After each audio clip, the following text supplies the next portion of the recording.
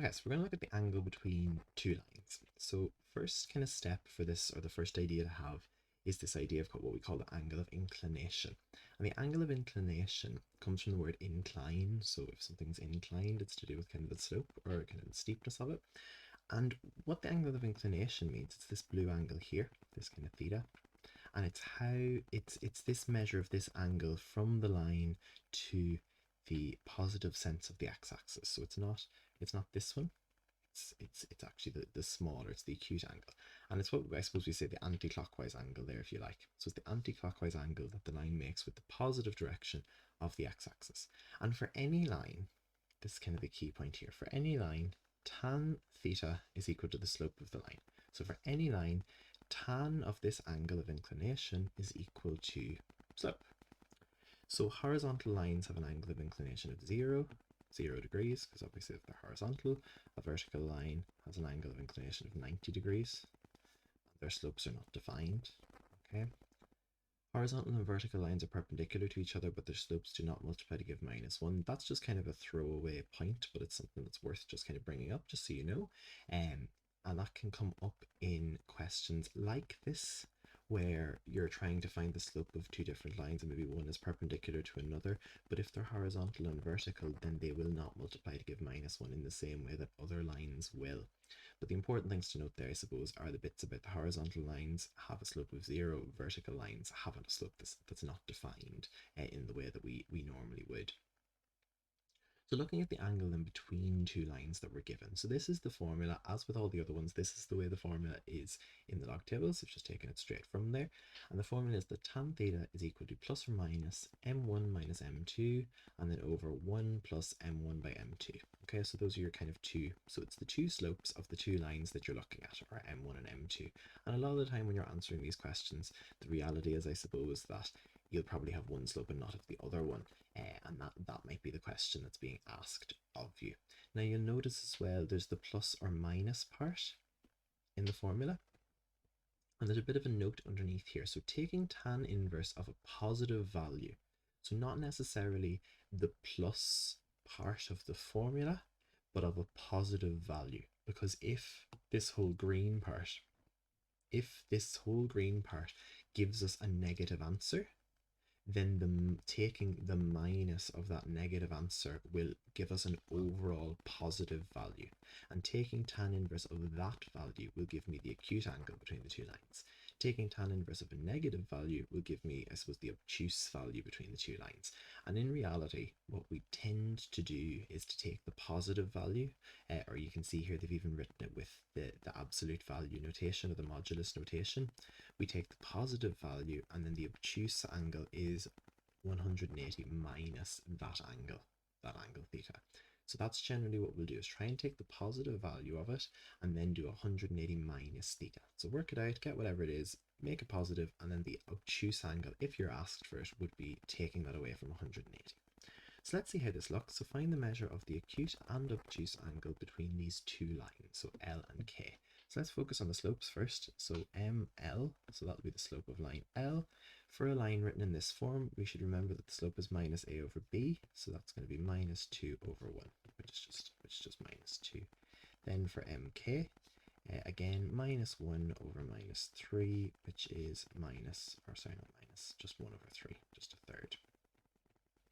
Okay, so my formula then. So my formula for the angle between the two lines, theta is equal to plus or minus m1 minus m2 over 1 plus m1 m2.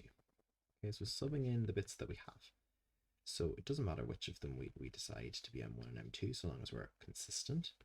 And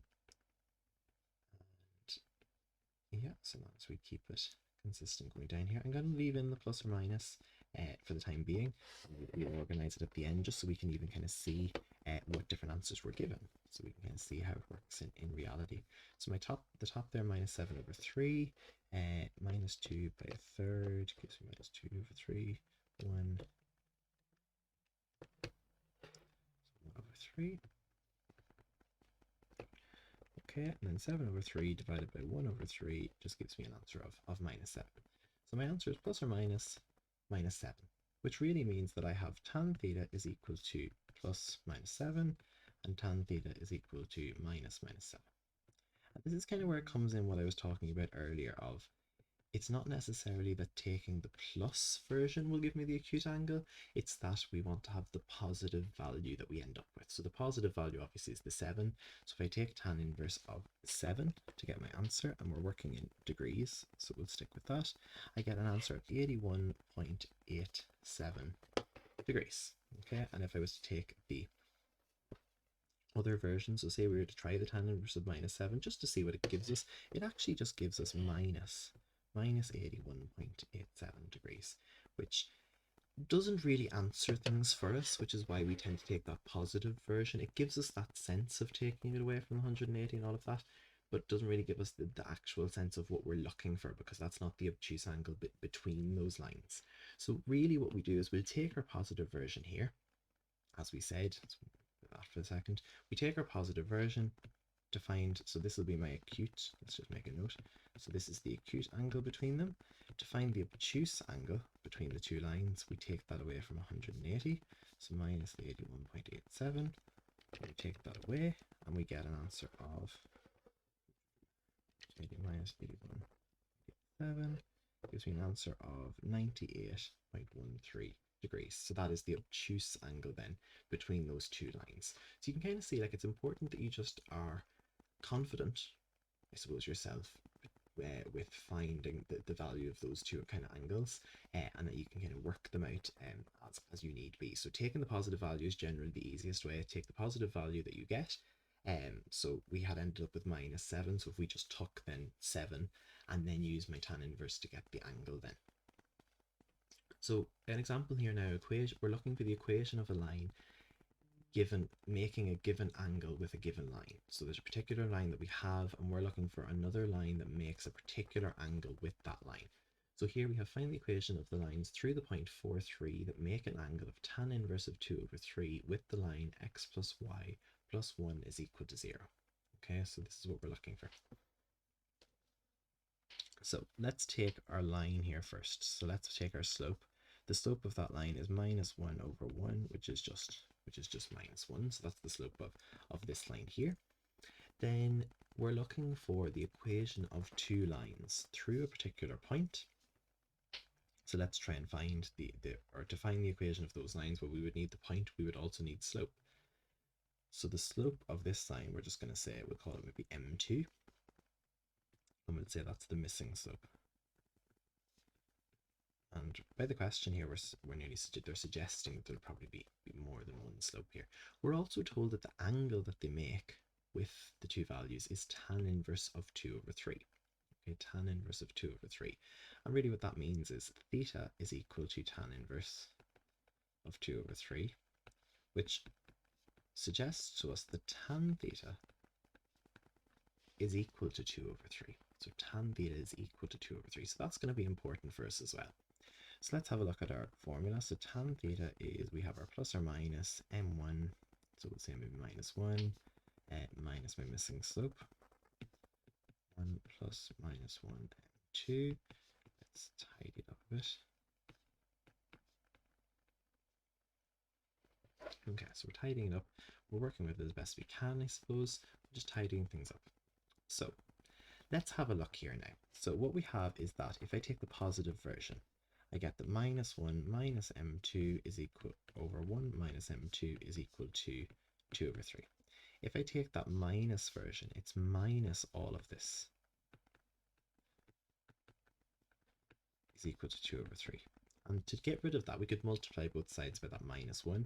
So you can kind of see what happens here is that for a lot of questions, what's easier to do, instead of trying to kind of incorporate that plus or minus into this part of the question, what you could also do is incorporate it into the answer part of the question. So we could take that first part and say it's either equal to plus 2 over 3 or minus 2 over 3. And that's coming back to your kind of modulus, your abstract, the absolute value, all of those things from earlier. But even still, if you kind of forget that, just to stay consistent. So here we took the plus side, which meant that I just took the minus 1 minus m over 2, the part that I've underlined in orange there. The other side then was to take the minus, so it became minus all of that. And then I multiplied across by minus 1 to get rid of that minus. And we could incorporate it into our question either. It doesn't really matter. So let's look here, then we'll do some cross multiplication here. We'll just to kind of speed things up. So minus 3 minus m over 2, 2 minus 2m2.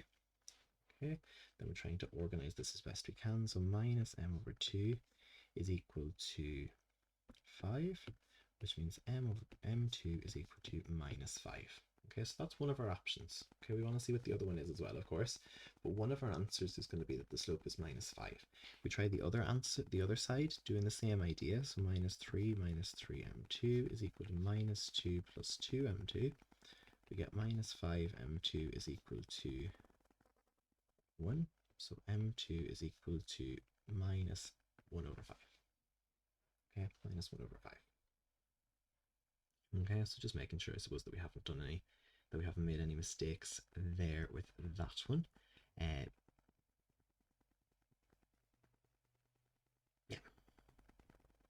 okay. So let's continue on. So, and that kind of makes sense that the two answers that we get would be opposite to each other in that way. That's kind of nearly what we would expect to see. So let's try then getting the equations of those lines. So we're going to use the point that we were given at the start of the question, which was 4, 3. And we're going to use each of these slopes in turn. So y minus 3 minus 5x plus 20, which gives me 5x plus y minus 23 is equal to 0. And over here, it's y minus 3. The only thing that's going to change, of course, is the slope, because it still has to go through the same point. Y minus 3 minus 1 over 5x plus 4 over 5. 5y minus 15 is equal to minus x plus 4. So that's me multiplying across by 5.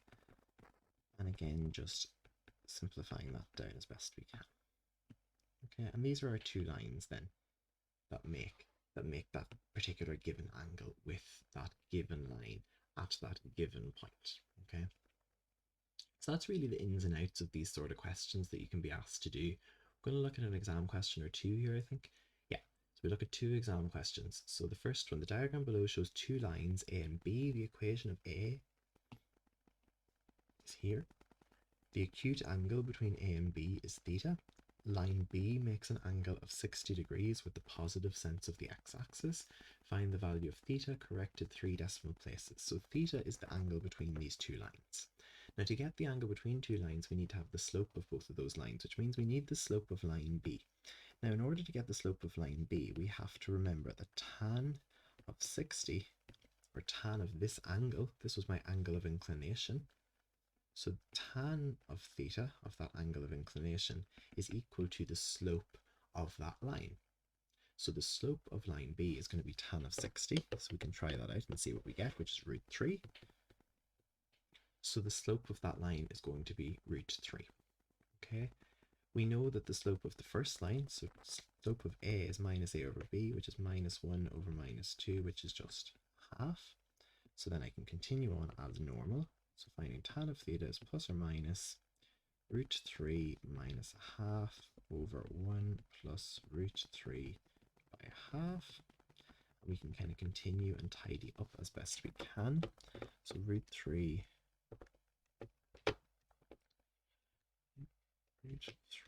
minus half.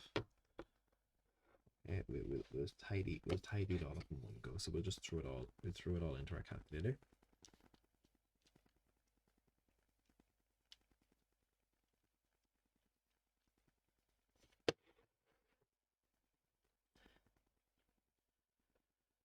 Okay, so continuing on, so minus 8 plus 5 root 3, minus 8 plus 5 root 3.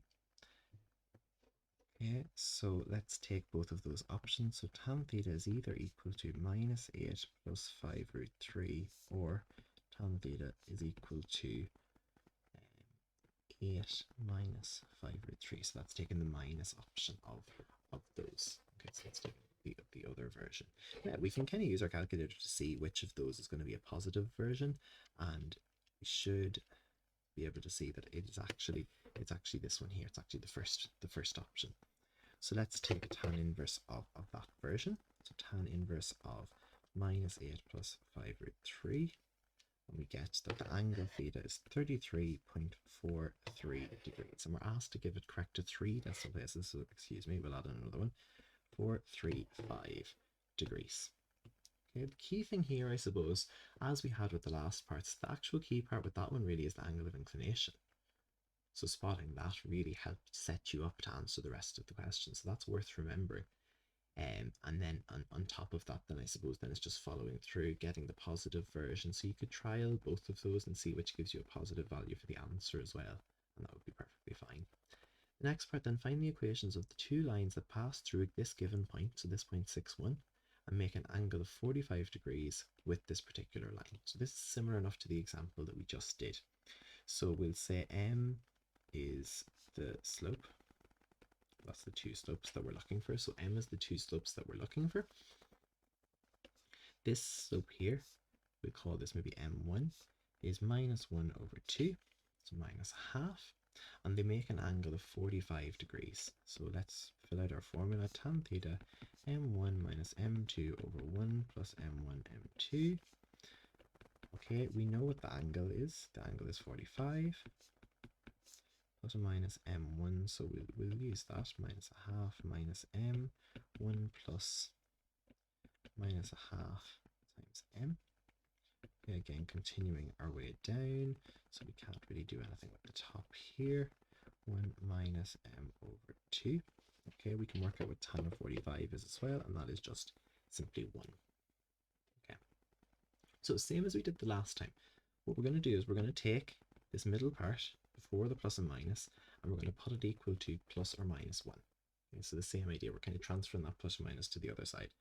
So minus a half minus M over 1 minus M over 2 is equal to 1.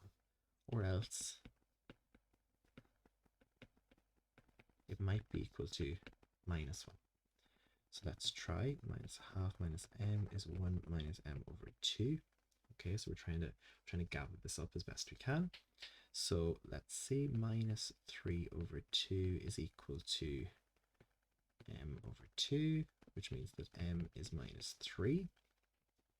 And then over this side, minus a half minus M is equal to minus 1 plus M over 2, which gives me a half is equal to 3M over 2, which means that M is equal to 1/3. And again, that same idea that we've been seeing, we saw with the example there as well, where the two slopes are actually perpendicular to each other. It's kind of what we would expect. So you should nearly expect to see that in these questions. Now we were asked to find the equation of the two lines that go through the point 6,1, so we need to use that with these two new slopes now to actually finish out the end of the question. So the usual story as well of making sure that we're always answering out the full length of the question. Okay, doing the next part then, y minus 1 is equal to 1/3, x minus 6 minus 1 is equal to 1 over 3x minus 6 over 3 is minus 2. We can multiply across by the 3 there. 3y minus 3 is x minus 6. Tidying up, x minus 3y minus 3 is equal to 0. So those are my two lines. So again, with this one, really, the main thing, I suppose, is just being comfortable with that formula, particularly the plus or minus part. So we've seen in a few questions there how we kind of go about kind of dealing with that one. A lot of the time it's nearly taking it into the other side if needs be, if we're given the answer on that side. Otherwise, we're just taking the positive value anyway. And then the other part is this angle of inclination. That's the other kind of key part for that one, to make sure that you know, because you can see how that first question we looked at been really quite a lot more difficult if you couldn't remember that part. And really, just to kind of make it clear enough, I suppose, that angle of inclination comes from the same idea of your rise over run. So if we think of this as a triangle, if this is the run and if this is the rise and this is my angle, then tan of that angle is my rise over my run, which is the same as my slope. So it's all tying it all together. So just kind of having those things in the back of your mind, and then being able to use those then and apply them to those kind of types of questions that we've seen.